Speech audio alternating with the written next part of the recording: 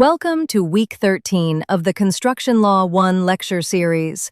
Today, we will be discussing the concept of strict liability in the context of the law of torts. These notes are intended for educational purposes only, as well as to give basic understanding on construction law in Malaysia. Any details, please free to refer anyone who are expert in this area or do extra homework by referring to the books related to the construction law in Malaysia. At the end of the series, students should be able to identify good attitudes and moral values of professionals related to the law of torts. Today's lecture will focus on strict liability.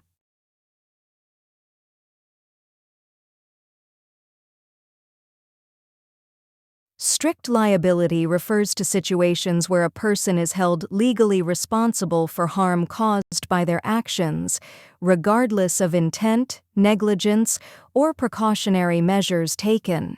This doctrine applies even if the person exercised reasonable care to prevent the harm. The key principles of strict liability are: first, liability can exist without negligence or intent. Second, if someone brings something likely to cause harm onto their land, they may be liable if it escapes. And third, the person is responsible for any resulting damage. Employers can be liable for torts committed by independent contractors in cases involving extra hazardous activities, statutory duties, or negligence in hiring or instructing contractors. A key case in this area is Rylands v. Fletcher. The landmark case of Rylands v. Fletcher established the strict liability principle. Rylands built a reservoir that, due to contractor negligence, caused flooding to Fletcher's mine. The courts held Rylands liable because he introduced a dangerous element that escaped and caused damage, regardless of his intent or care taken.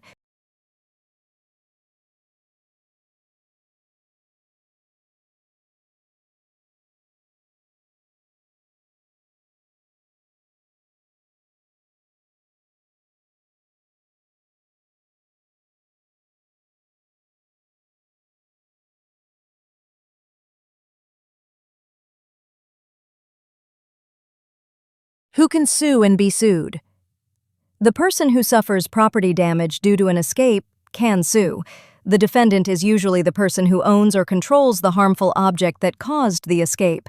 To apply Rylands v. Fletcher, the defendant must be an occupier of land. The object must be non-natural, and it must escape and cause damage. Examples include chemicals, oil, gas, or even electricity.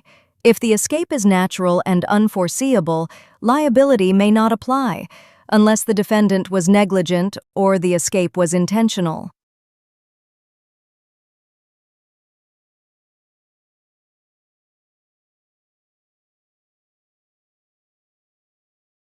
In construction, strict liability can arise from flooding due to poor drainage or from chemicals brought on site that escape and cause harm. These are clear examples where strict liability may be imposed. Case: Miles v. Forest Rock Granite Company Limited. In this 1918 case, explosives used to break rocks led to flying debris that injured the plaintiff. Even though the rocks weren't intentionally collected, the use of explosives was deemed unnatural, and the defendant was held strictly liable. Case Ung Hock, Thai v. Tan Sum Lee and Anor. Here, a fire from petrol stored by the defendant caused fatalities.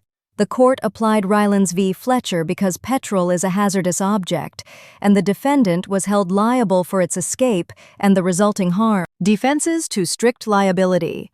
Common defenses include acts of God, the plaintiff's own fault, consent of the plaintiff, and third-party intervention. If proven, these can reduce or eliminate liability. In summary, strict liability ensures individuals and businesses are accountable for creating risks, even without negligence. Rylands v. Fletcher is a key precedent, especially relevant in construction, environmental, and safety laws. Understanding this doctrine helps professionals manage risks and comply with legal obligations. If you have any questions about strict liability, feel free to ask. Thank you for your attention.